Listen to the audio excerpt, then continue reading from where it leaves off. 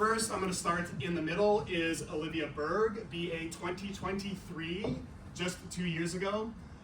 Olivia's originally from Southern California and graduated summa cum laude from CSU in spring 23 with a degree in Communication Studies. She works in event production, planning high-end festivals and community events such as the Park City Wine Festival, Boulder Creek Festival, and Vail Craft Beer Classic. In summer 23, Olivia joined Team Player Productions as an events intern and has since grown into her current role as a full-time event coordinator. She now plays a key role in managing brewery relations, sponsorship fulfillment, and coordinating paired ancillary events at various wine festivals. Please join me in welcoming Olivia Berg. To Olivia's left is Savannah Svoboda. Savannah is the owner, founder, and artistic director of Full Expression, a dance collective where she and her team work to create more safe and equitable experiences for artists through movement, education, and community investment. Graduating from CSU in 2012, Savannah has enjoyed growing her business in the Fort Collins community, building her chosen family, and advocating for LGBTQIA+ rights. Please join me in welcoming Savannah. And then immediately to my left is Annika Borvansky. Annika, MACHCP, is founder of 1201 Consulting, a firm dedicated to advancing accredited continuing medical education. With 20 years in accredited CME/CE compliance, she specializes in program strategy, team leadership, and stakeholder engagement. Annika's focus is guiding strategy and infrastructure for new and evolving CME/CE programs. She's skilled at cultivating stakeholder collaboration and helping organizations achieve target outcomes. Annika brings a strong commitment to ensuring accredited CME/CE not only advances clinician professional development, but also directly supports safer, more patient-centered care. Please join me in welcoming Annika.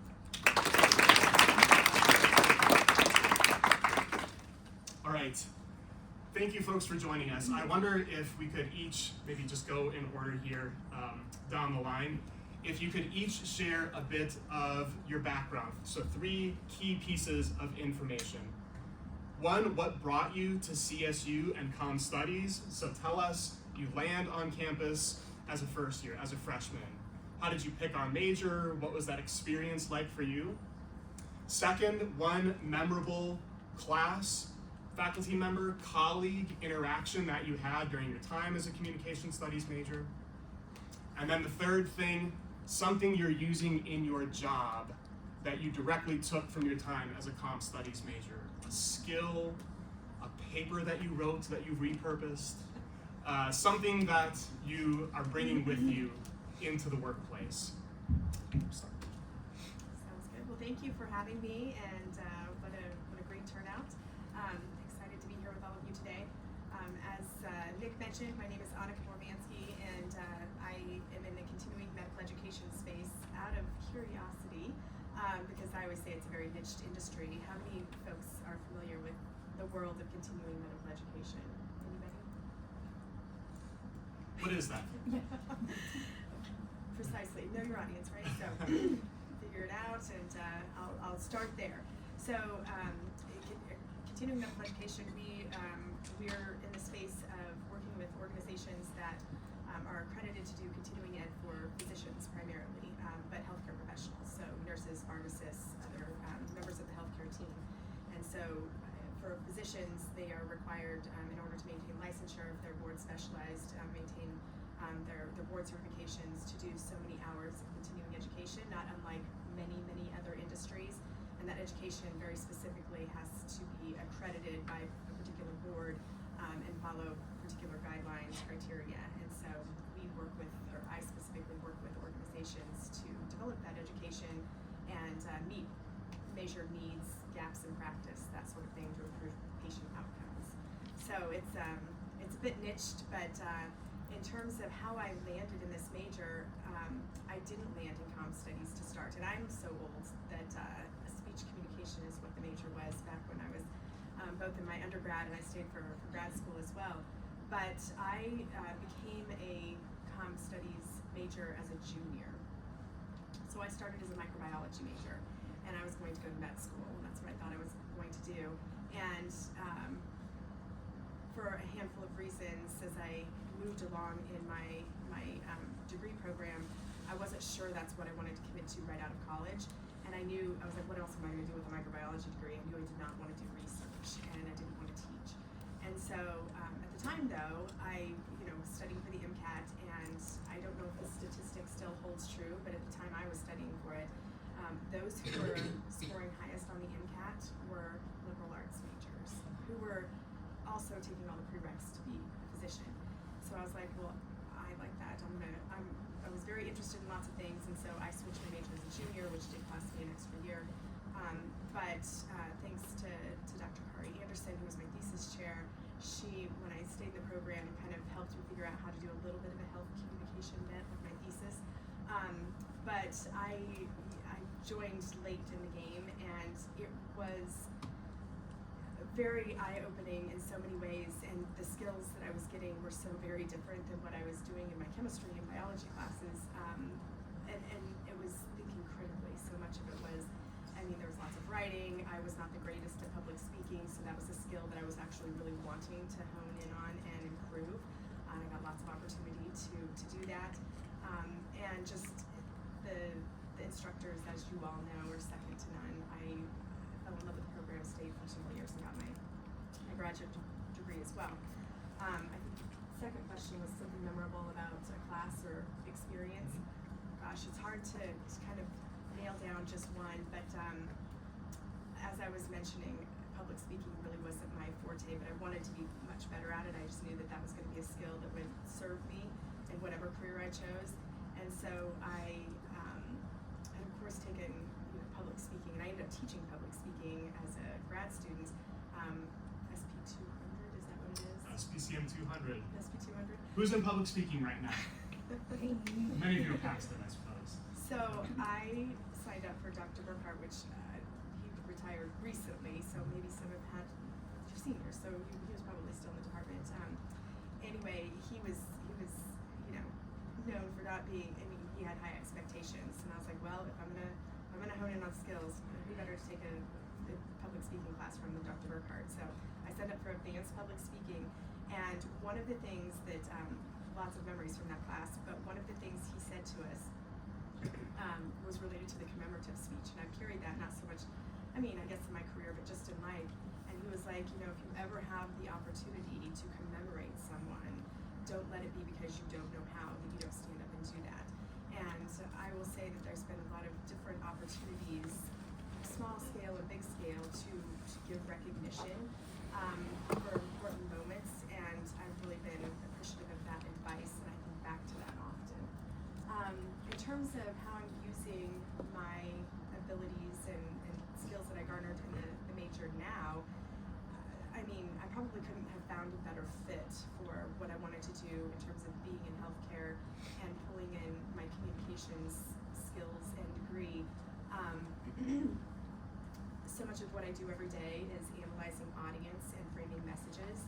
I think that the other thing that's been really helpful for me as an entrepreneur as well, not just in the continuing medical education industry, is strategic storytelling. Because as a startup business, you're new until you're not new. So you've got to have a powerful story to tell to be compelling about what sets you apart.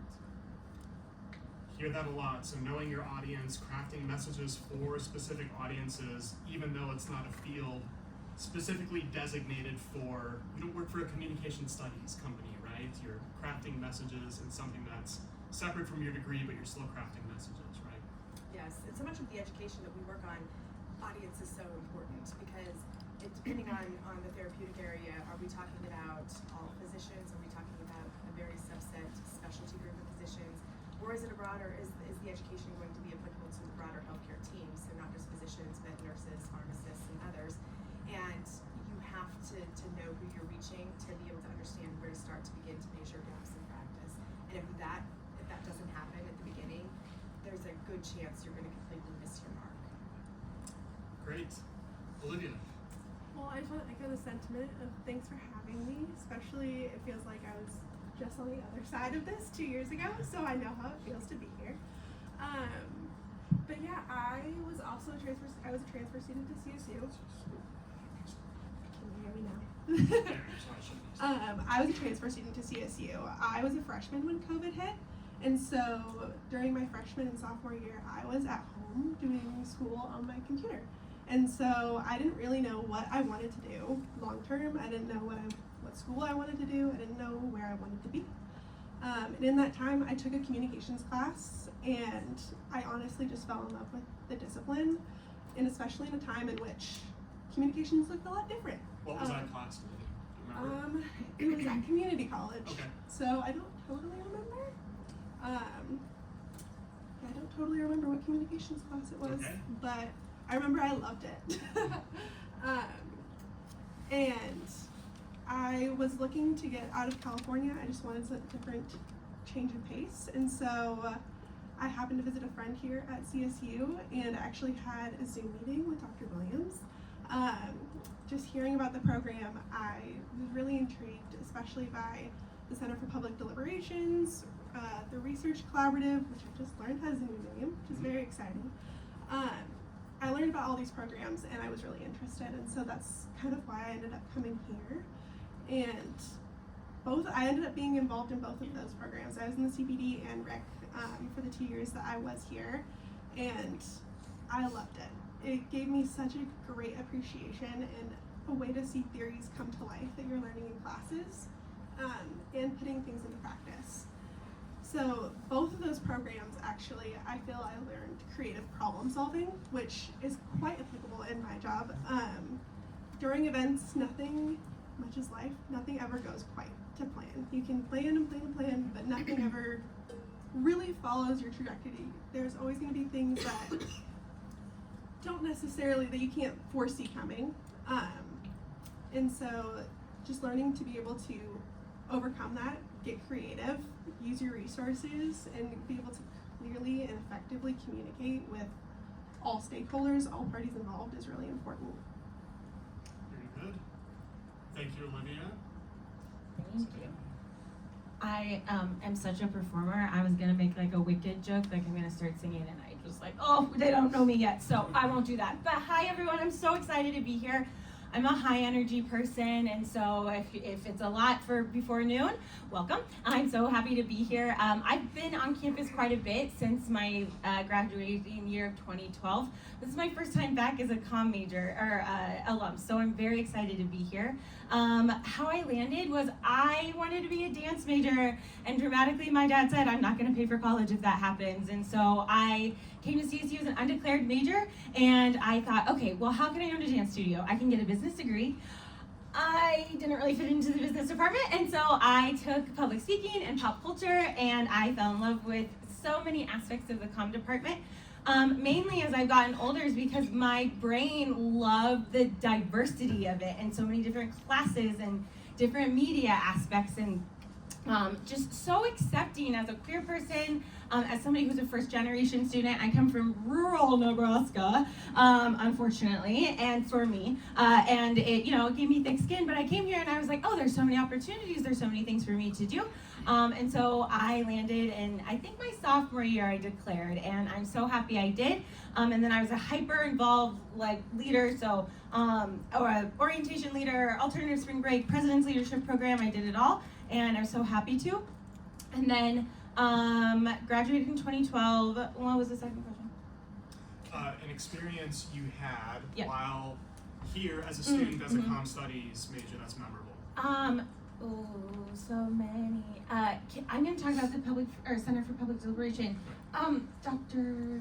Parkinson? Yes, and Leah, who she's used to be moved here. on, Yeah. So I kind of heard about it, and I was signing up for an advisor appointment, and Martine came down and was like, Savannah, and I was like, who are you? I don't know who you are. And he had heard about me from another professor, and I got to be part of the program that was talking about the stadium getting on campus and really being involved in the community from so many different angles. And so that was a really lovely thing. And then again, I'm just going to say the acceptance of the department as who I was. It was just like just very memorable, and also allowed me to be very values forward after college.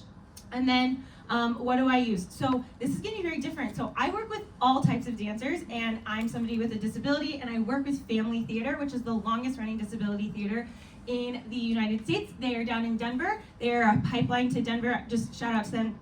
The first wheelchair user in Wicked right now is from Denver, and her name is Jenny, and she's from Family down the road. And so just, we have so much talent in our state of Colorado. Anyway, and I use my communication skills to teach dance differently. So if you are able-bodied and come from upper middle class and you've had access to so many different resources, that's great for you. But if you come to my dance studio, I'm gonna make sure no matter what background you come in, I'm going to meet you where you're at. So if you're a wheelchair user, if you have ADHD, if you are blind, we're gonna make space for you and we're gonna find space for you. And I learned that through adaptive communication, meet people where they are at. Great, so a sense of inclusivity from Yeah. Savannah, Olivia, problem solving, right? Like being able to read situations and kind of triage. And Annika, crafting messages for specific audiences, right? So can you each go through and explain a little bit about how you landed in your current position? So fill in the timeline from when you graduated as a comm studies major with a BA to your current position. Where did life take you? Were you working in what you wanted the whole time?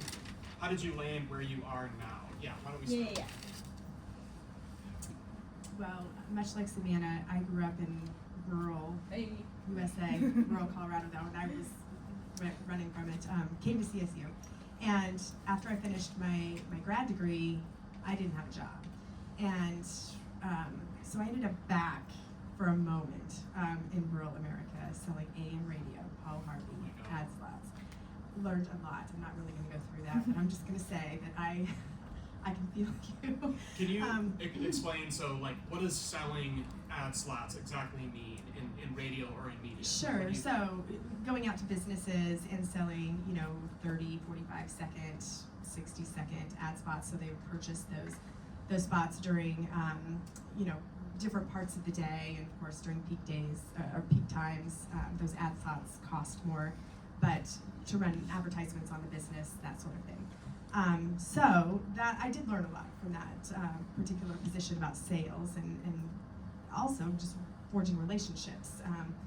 But I interned with a continuing medical education company, a medical education company down in Denver, which is where I got my start in the career that I'm in now.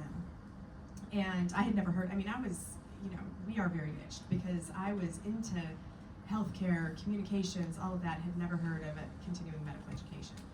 So kind of tripped and fell like many people do into this industry, but I started as a marketing intern and then worked my way into a full-time business development position. And not too long after that, had an opportunity, a couple of years in, 2 or 3 years in, had an opportunity to start my first consulting business.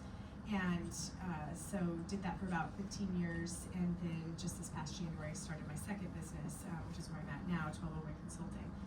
But just a fun little story. So the first consulting business that I had, I started with a business partner who was also a comm studies major. And so we named the business AOE.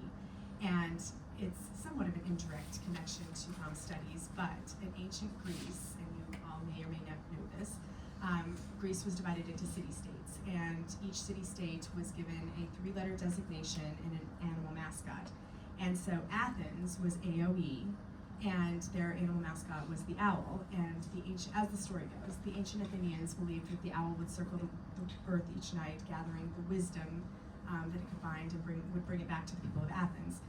So I guess conceptually they felt they were a superior people. But when we were naming our first consulting business, both of us being rhetoricians of sort, decided that'd be such a cool concept for a consulting business, because we were going out and our team was going out gathering best practices in the space and bringing it back to the company that we could then share with our partners.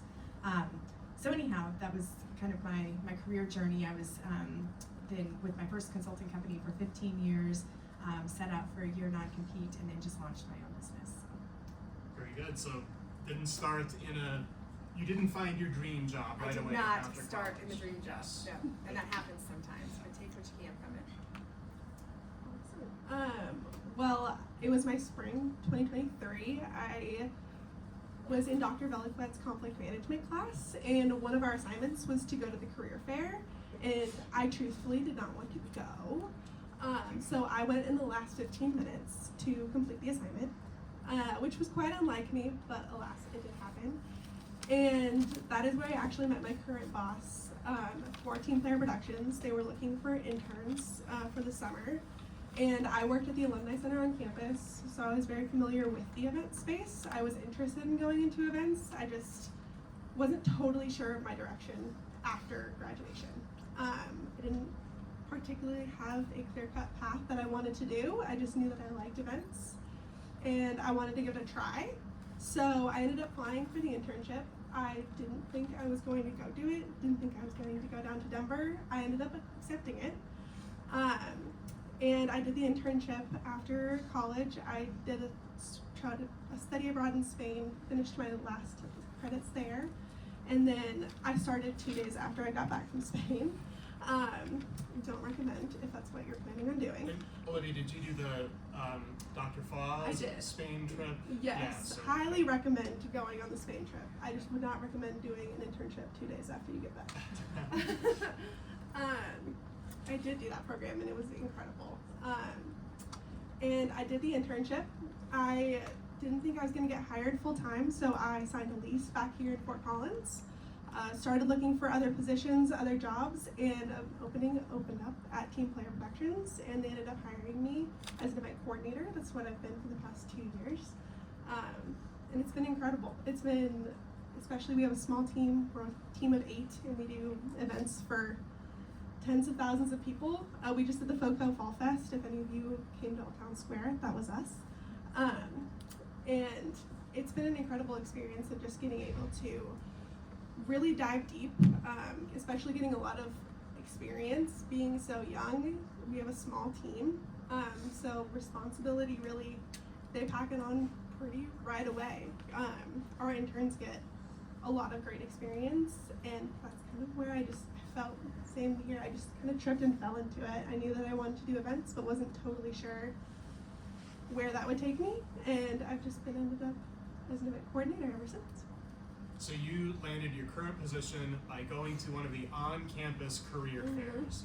I know that there's a lot of white noise of like, you get emails from people saying, hey, this event is happening, or go do this, but that is one that's, if you want to build your network, if you want to start putting yourself out there for internships and jobs, those are specifically set up for those. And here's a success story right here, right? Yes, I wasn't a believer at first, but even if you don't know where it'll lead you, it's 1000% worth it. Just being able to put yourself out there, going to these events, making those connections is so important.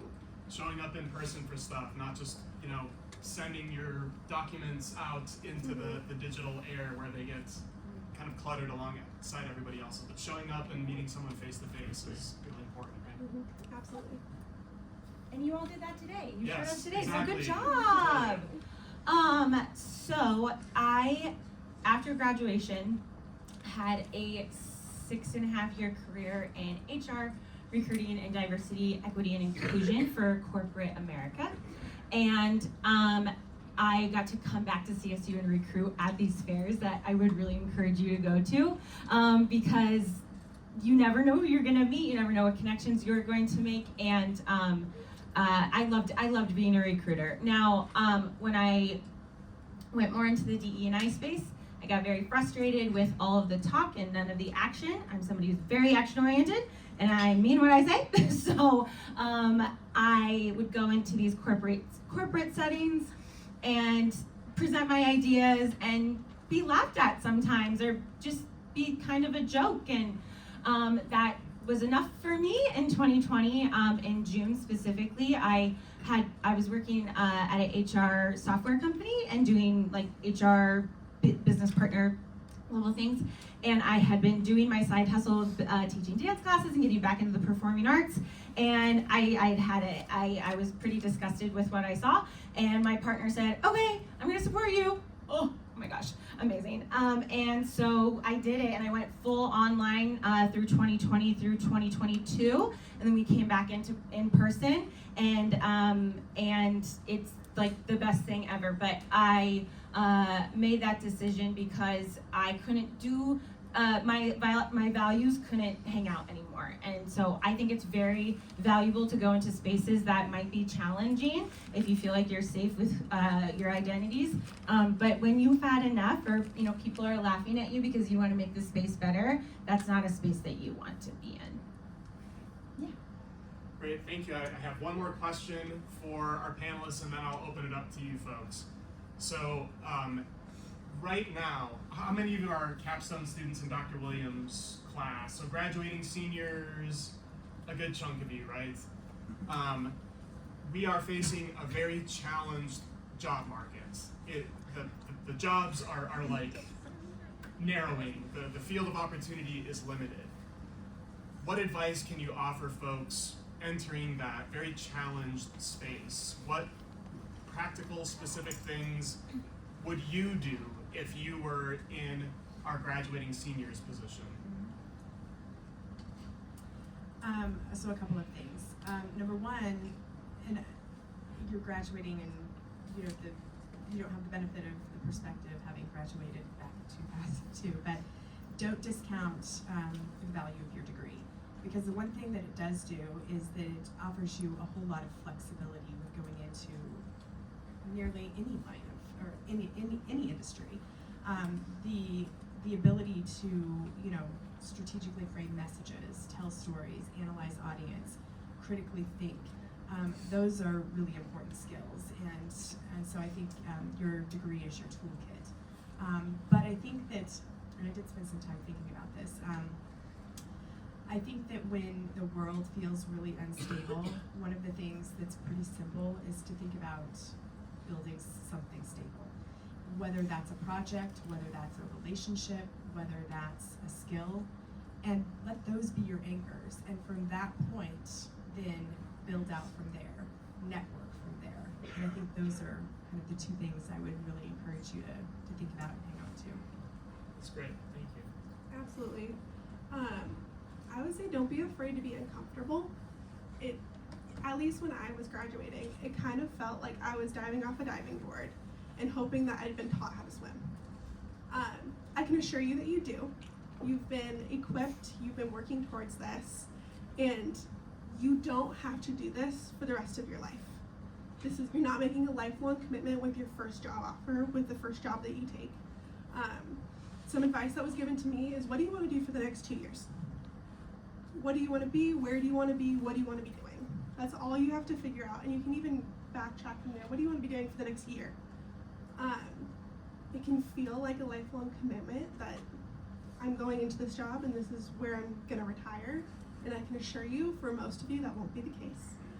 You're allowed to change your mind, you're allowed to make mistakes. It's going to be uncomfortable, but you do know how to swim.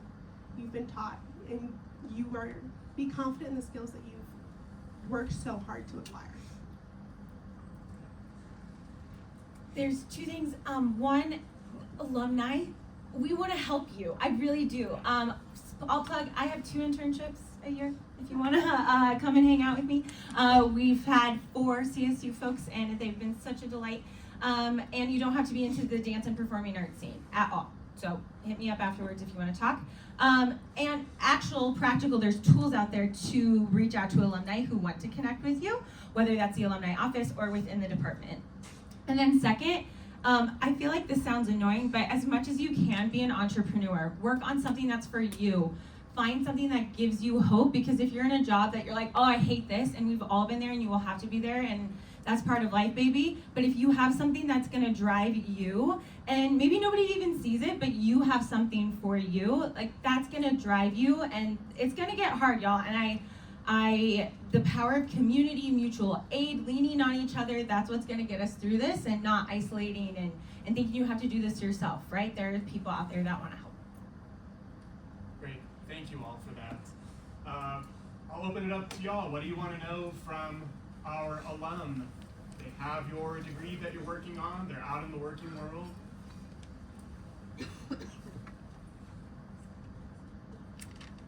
Yes, raise your voices if you can from the back there. I have a question for Ms. Borlonsky. I also switched my major. I was a biology major, now I'm a political science major. Do you think that background still helps you in like career opportunities at all?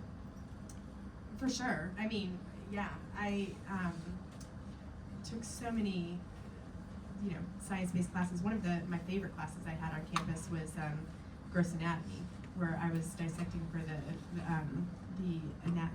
human anatomy classes that were undergrad, and just being in the field that I'm in, I fall back on a handful of my science degrees, statistics, that sort of thing, because we do a lot of outcomes measurements.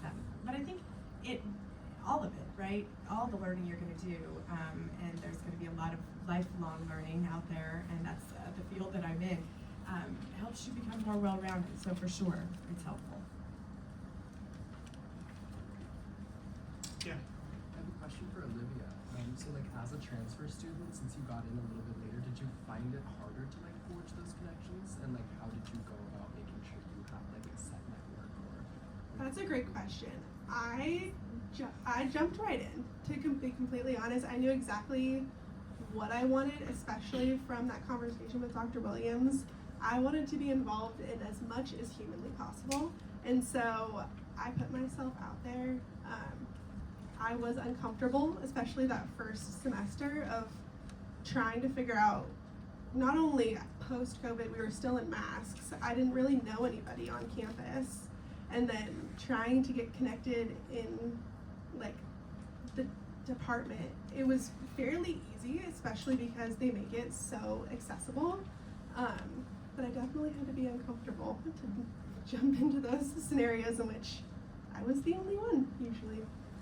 Yeah, those of you, how many of you are comm studies majors in the room? I know we've got a few different classes here. So whether you're a comm studies major or something else, we love you too. Right after the panel, we have all of our involvement opportunities here, a lot of which our panelists have described. The Center for Public Deliberation, our Act Human Rights Film Festival, undergraduate research opportunities. All of these things have 4 credit components. Like you take classes that get you engaged in work skills and opportunities outside of the university. So Olivia is speaking directly to 2 of those. If any of that resonates with you, come on over right after the panel's done, eat some pizza, and we'll get you involved. 10 out of 10 recommend. Yes. Great question. Yeah. I have a question for Savannah. You said you were part of the CPD. Yes. I'm also a part of the CPD right now. What is that? Give us a quick pitch. It's the Center for Public Deliberation. So basically we do a lot of community work with facilitating conversations across different topics, But political topics. you take a class, you get 3 credits of training in how to have difficult conversations with people, right? Yes. And then you go out in the community. That's right. Great.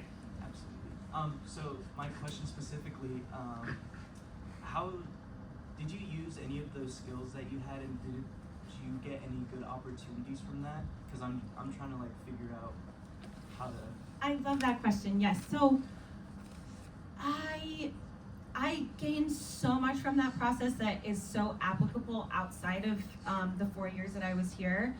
I didn't make a networking connection, and that because I was not as confident back then as I am now.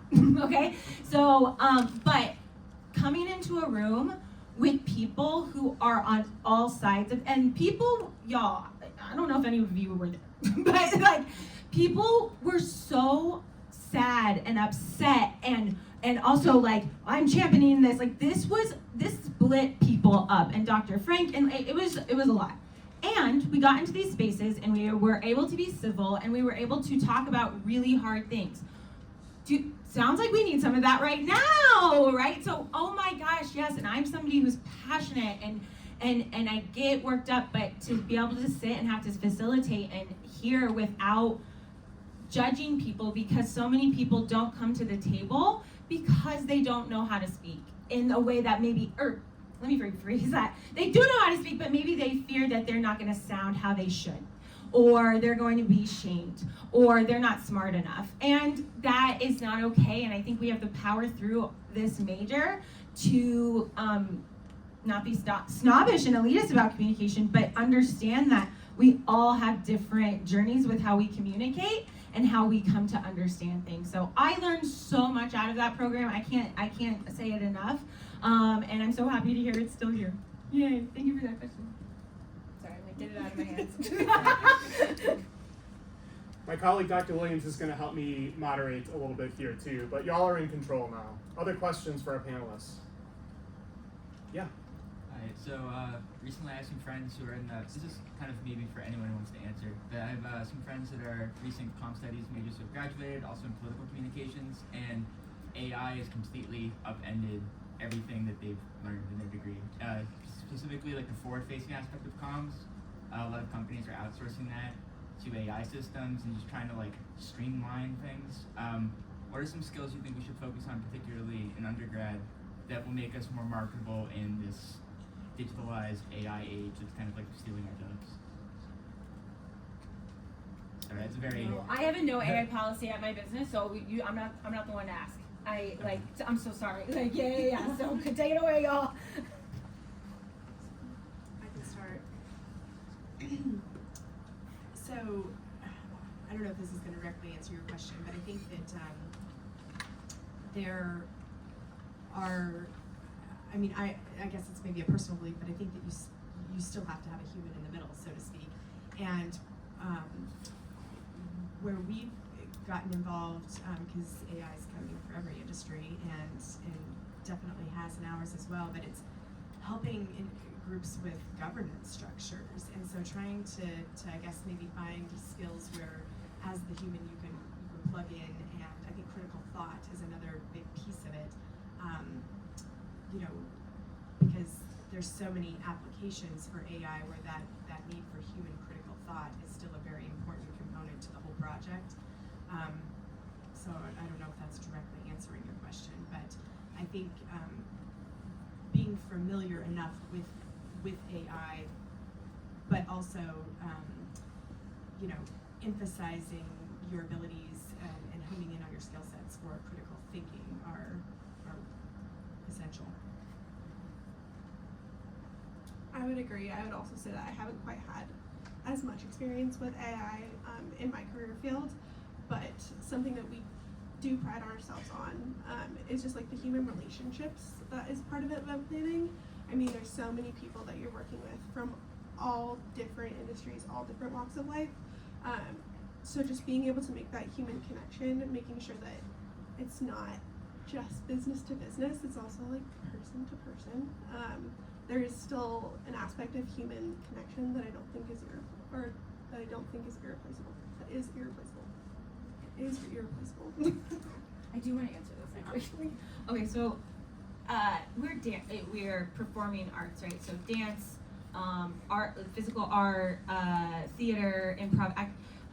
So to protect artists, we must have policy around it, and so policy for me is very important. But because I own my own business, I get to make my own policy. So, and my team is like, yes, on board. They are so on it. So I have a team of 10 that is backing me up, and so that helps.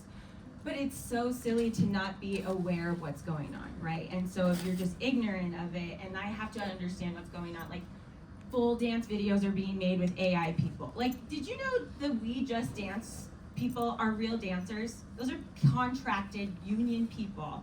Did you know there's people on strike at Casa Bonita right now because they're not getting paid wage? This one's like, yeah, I know. So, I'm sorry? So he dances to Wheel. Oh, yay! Okay, amazing. So, it's about protection and policy in my field, and I think it should be in everybody's field, but, and also just question everything. Like, just, I think as this AI revolution is coming this year, have a critical mind, right? Like, and question things and research, and don't always take things for what they are. Okay. Great question.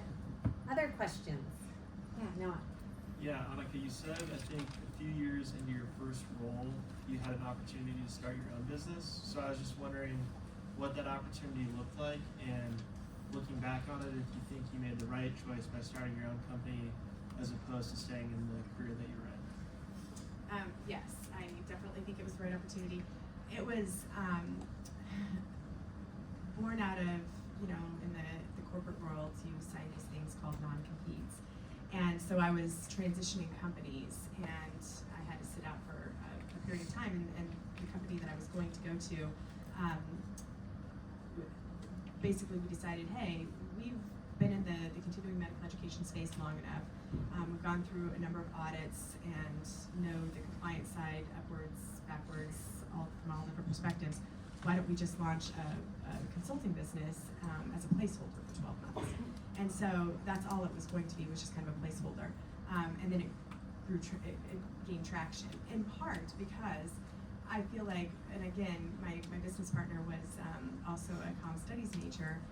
I think that one of the things when we sat down to start that consulting business, we were like, all right, we're in the continuing medical education space. We know that these will be our clients. What do they need? And I think that's another skill that you have as a comm studies major, is really, I've said it before, but understanding who your audience is, and then, critical thought, and being really skilled at devising solutions. And that's what we did. I mean, it was just kind of those skill sets we applied, and the business took off. In 2008, when the economy was crashing, everybody thought I was crazy for leaving my job and starting it, but it was just me, so low risk. And we serendipitously, our industry launched a professional designation. So, you can be a certified meeting planner, you can be a certified project coordinator. There's lots of licenses out there when you get into your career. Our industry had just launched one, and there was no preparatory course. So we took the exam, and we're like, well, let's create a prep course. And I was on the road, it was a road show, I was flying all over to deliver this prep course. And we were like, all right, well, let's just track, metrics. We had an over 99% pass rate. And I mean, we sat in the basement of my business partner's house and put this whole course together. But I mean, that's the kind of skills we had as comm studies majors, is like, let's figure this out. We know there's a need, and that sort of thing. So the business took off. I stayed there for 15 years.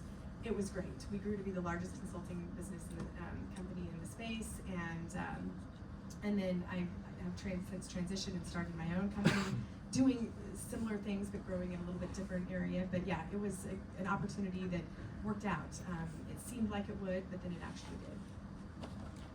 Is there a hand right here? Yeah, Annika and Savannah, I feel like you were both able to take your degrees and experience, but then find a way to integrate your interests and passions and forge a career that kind of married both of those things. And I was just curious how that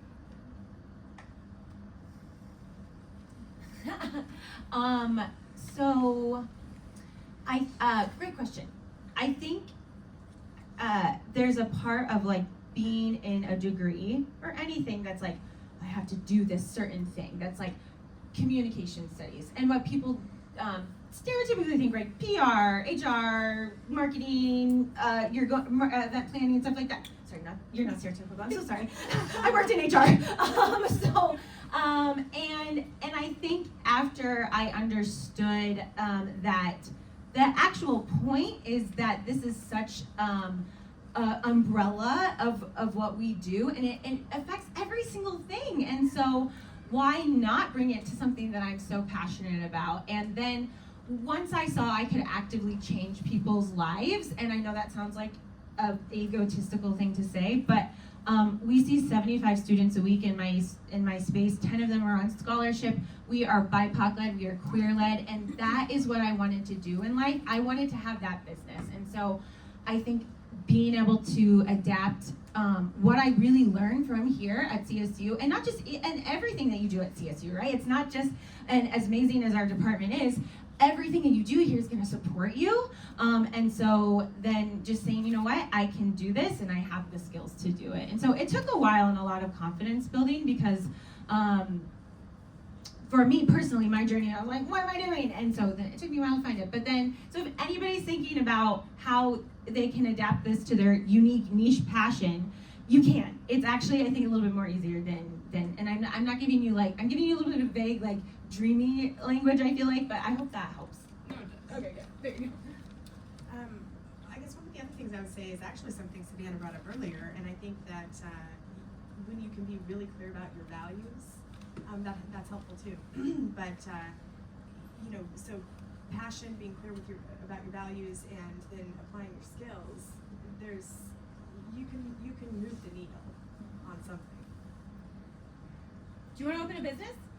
No. Okay, that's Different great. idea. Yeah. Okay. Maybe. I don't know. Yeah, Not- see? Oh, you, not so yeah. easy. Come on, girl. Ask yourself, what problem needs solving? And what would I be passionate about doing? Yes. My question's for Savannah. I was just wondering what's your company called? We're called Full Expression and Dance Collective. But you can just call us Full Expression. Full Expression. I was just wondering, like, if you could talk a little bit about what you guys do there. I was just kind of curious. I also did dance growing up, so I was just wondering. Amazing. Are you back there? I'm right here. Oh, you're right there. Oh my God, you're like I'm right in front of you. Hi, it's so nice to meet you. What's your name? My name's Lizzie. Lizzie, hi. What we do on a daily basis is so much, but we have 15 weekly classes. We start at the age of 12. We used to do 6, but I can't handle that. So we go from 12 to adult, and we do ballet folklorico, we do ballet, we do tap, we do jazz. We're really proud to offer a diverse array of offerings. And then we do a lot of advocacy in the arts. So we held Disability Pride this year, and we got to platform some amazing artists from Denver and Northern Colorado. If you happen to be at the New Belgium Pride Festival this year, that was ours. Full Expression put it on, and it was year 2 of doing that. I have a full co, so she works full time. I'm so that's so exciting for me to say. And then we have 9 other folks who work as instructors and front desk. We are doing a Halloween bash tomorrow. We just really want to be a space where people can come in and take amazing classes, but also live as a third space. We encourage a sober space because we meet people where they're at, but also we're a performing arts space that also serves kiddos, so teens, sorry. And kind of you name it, you do it. I'm working with a high school to do a Renaissance piece next week. I work down in Denver. Again, it's really adaptable, and every day is a little different. But yeah, so that's what I get to do. Yeah, thank you. Other questions? I got a question for Olivia. I've been kind of interested looking at like job listings for event planning and stuff like that, but I can't lie, I don't really know much about the field. So what's like some advice you'd give someone who's kind of new to it? Totally. I'd say be adaptable. It's a big space. There's a lot of different things that you can do with events, corporate events, event productions, something similar to what I do with like festivals. You can go to like the music festival space. There's a lot of opportunity. I would say contract working is a great way to start, or an internship. That typically means people that just come in for the events that help us move things like kegs or help us move things like tents, random stuff. And so that's kind of how you can network, or the easiest way to find a space is just people that are looking for contract workers and coming in for the event. And then you can actually know if you really like it, because I will say it can be like 15-hour days of like 6 a.m. to 11 p.m. of just like a lot of heavy moving. And then you're in the office from 9 to 5 and doing a lot of emailing and chatting with stakeholders and people. So you do have like both sides of that coin of like, it's really fun because you get to do a lot of cool labor. You're outside of the office, you're on site at these really incredible events, and then you're also in the office working on your laptop. So I hope that helps. Yeah, thank you. I appreciate it. Other questions? Would you guys have any advice on kind of how to network or connect with people in like more of a niche industry? So I think one strategy is, if you are researching and you find someone who you think has a really intriguing job, or you're really intrigued about what it is they do, who they are, consider writing them a letter, just saying that, I'm being specific about, what captivated your attention, and, would you be open for me, taking you to coffee to just learn a little bit more about how you got your start, or that sort of thing, if they're proximal to you. I think though, not only alumni are here to help and want to help many times, but generally speaking, I think professionals want to do that for individuals. particularly, graduating seniors that are entering the job market. So find cool jobs and people who are doing interesting things and reach out to them and propose, setting up a time to talk or go to coffee or something like that. Yeah, absolutely. I would agree. Just reaching out to people, finding people that you think are interesting or have interesting jobs. Also, don't be afraid to lean on those around you. Everyone knows somebody who knows somebody else that has an interest that has an interesting job. So I would definitely say lean on your existing network and see who might have a connection to somebody that you find interesting. Can I ask what your niche space is? I want to go into Science communication. Ugh, that's amazing. Sorry, I love that. So go to the spaces those people are at.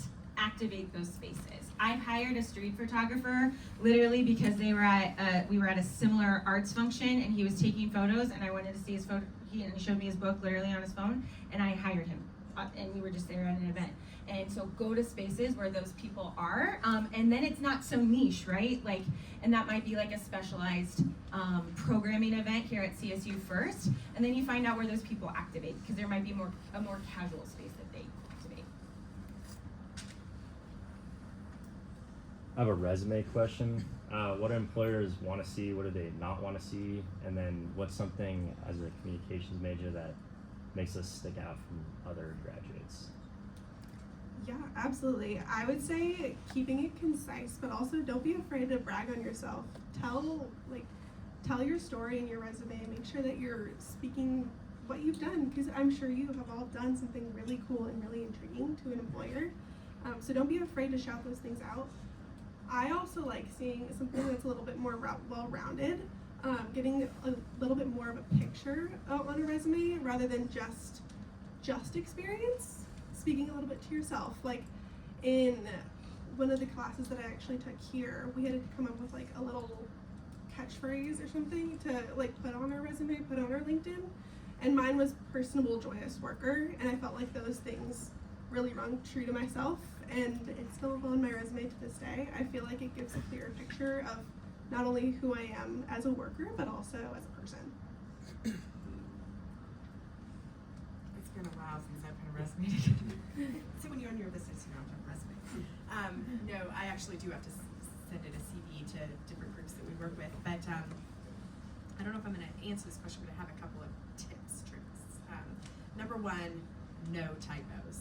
I think these days, since beginning of 2025, a lot of companies are also using AI to filter resumes, and that's really frustrating because it's just hard to come out on the top of that.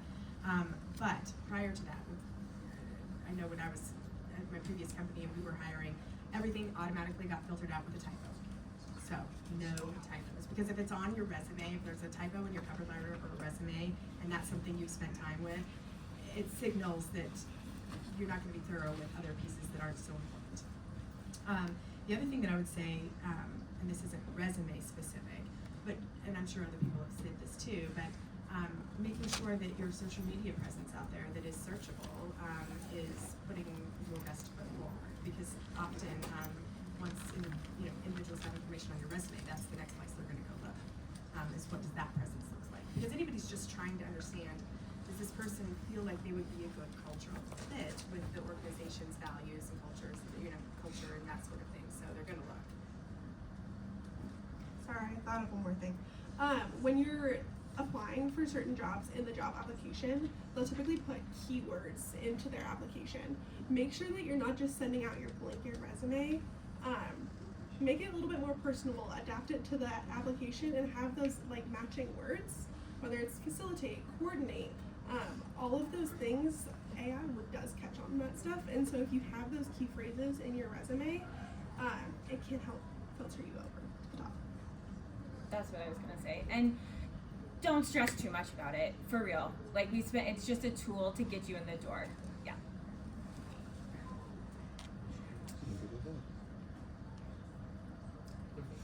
Let's say you have certain network connections, whether it's through LinkedIn or other people that you've had to work with, maybe for a club or something, and they don't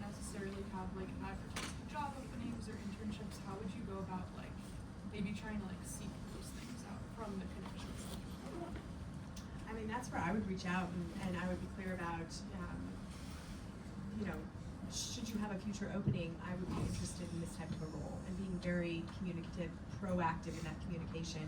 Because the hiring process is an arduous, expensive process. And so, frankly, if often, it's networking, it's who you know. And if somebody has a qualified person that they've worked with before or they're connected to, that definitely gives you a leg up. So I think just proactively communicating what you're interested in. Hey, should you have a role like this come open? I would love to be considered. Yeah, you are your biggest advocate. You're never gonna get anything if you don't ask for it, or actively seek it out. And so just being able to make sure that you are clearly communicating that to whoever is in your network of that you're really interested and to keep you in mind, it speaks a lot. Well, and sometimes if you've interned or you've worked tangentially with someone, if they really liked you and your work ethic, they might find a role for you. They might not have one, but they really want you on their team and they might find one for you. Yeah, I would just add, and a little bit more off resume, the tools of like LinkedIn, cover letter, all those things are so in place to like screen and then get you in the door. I used to look at resumes for a living. And then if that happens, great. But most of the time, that's not how you're gonna get your jobs. And so that's what we're saying up here is that, and that's what your question was of like, okay, well, I don't see this. What am I gonna bring to them? I'm not just asking something of them, right? Like I have value. Can this be a two-way street? And if it's something that you really want, then yeah, just go in with, hey, very clear intentions. I know you're not hiring, but I'm here if my face or name ever does come up. So, and then yeah, go meet people. Go meet people. We've had folks, alum in the past, recommend that when reaching out to potential employers or people in your network, you don't directly make an ask of them, hey, do you have a job for me? But offer to take them out for coffee just to sort of pick their brains and say, what advice do you have? Can you tell me your story a little bit? Don't make it premised on like, I'm reaching out and asking you for something, but make an offer to them to spend an hour saying like, how did you get to where you are in a much more personalized way than what we're doing here. Would y'all like to be asked on one of those coffee dates by someone? Yes, let's go. All the time.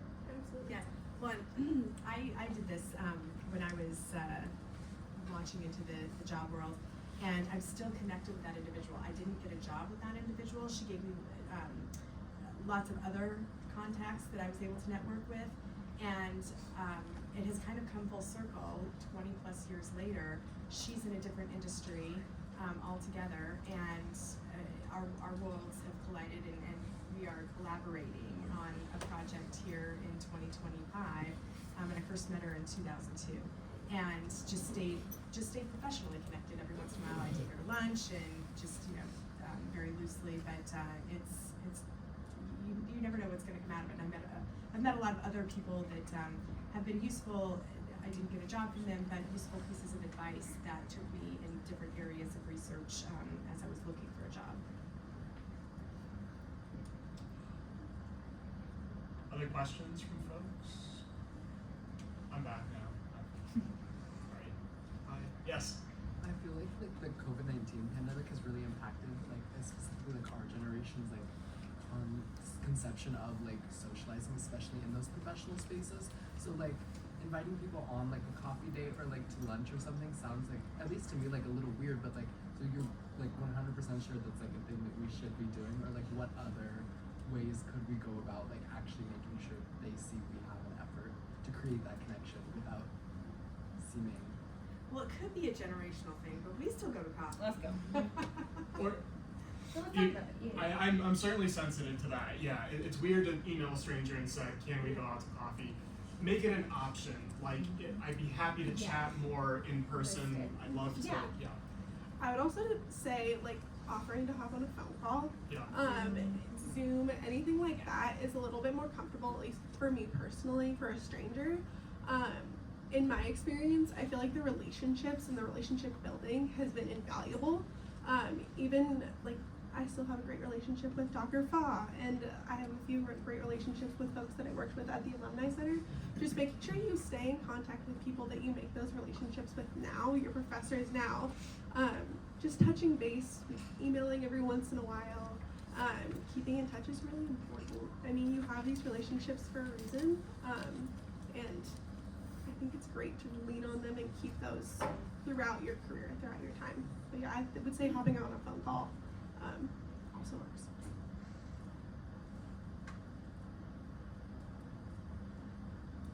Other questions that you folks have?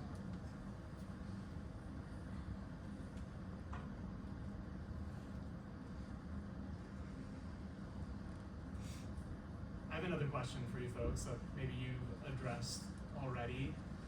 What one thing can students do now in their time in college that you kind of look back on thinking like, oh, I wish I would have known this sooner. I wish I would have done that a little bit sooner. So I know we've got students from all across the experience range, from first years to exploratory studies to graduating seniors. What can they do now, regardless of their position, to set themselves up for success after? I would say take advantage of every opportunity. Actively seek things out that you enjoy, that you think is going to further your relationships, your career, your academic career, anything like that. Even if it makes you uncomfortable, I often say that I think being uncomfortable is a good thing. It means you're pushing yourself, that you're growing, you're not staying stagnant. Make sure that you are pushing yourself. Go do things that scare you, that make you nervous. You're never going to grow unless you grow into that space. So just take advantage of every opportunity that you have and actively seek those out.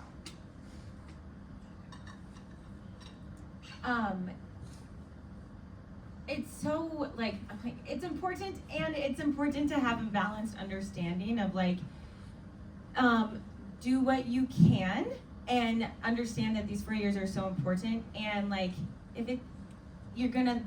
is so much more as that, or so much more than these 4 years too. So if you can understand you're here, I'm gonna be in the moment, taking advantage of those things that are not going to exist after you leave here. You're not gonna have a walkable community that you can go to all of your things and have people who are in your corner and these amazing events. So get there, understand, but also understand your capacity and be like, okay, it's not the end of the world if my resume is not perfect, right? So it's not, but I'm trying, I'm engaging, I'm doing what I can. And especially, and also the relationships, the quality time with people, that's really important too. So don't forget about that. So I guess I'm trying to find balance, but I don't think balance exists. I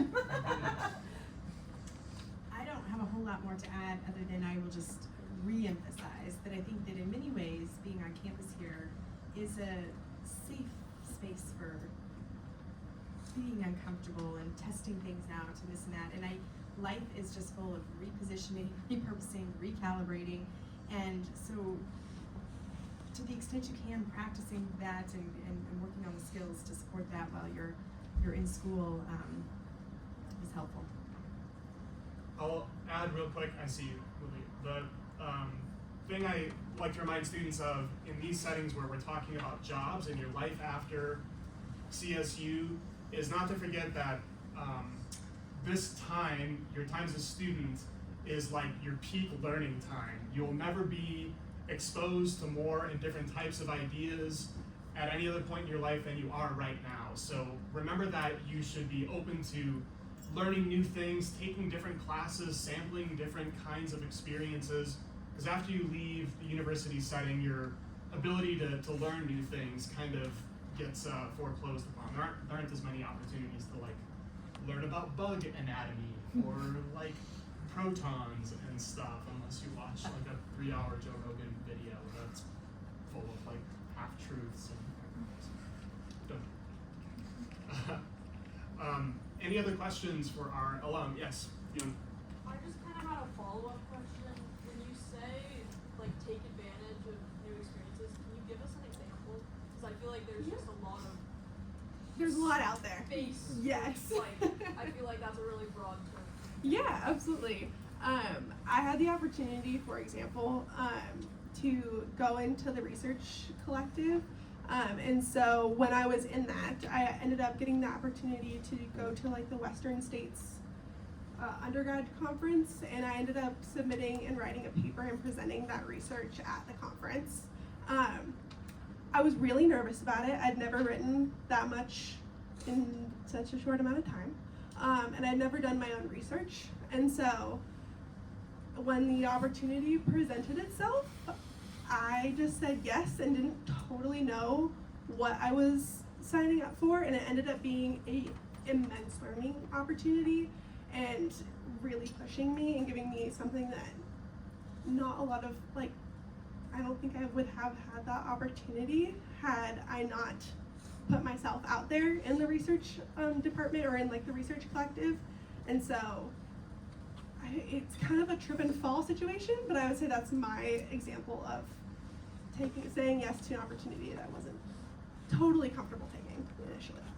So all of those opportunities are available for you to learn about, to talk to people involved in them next door at our open house in just about 5 minutes after this. We have time for maybe one more question.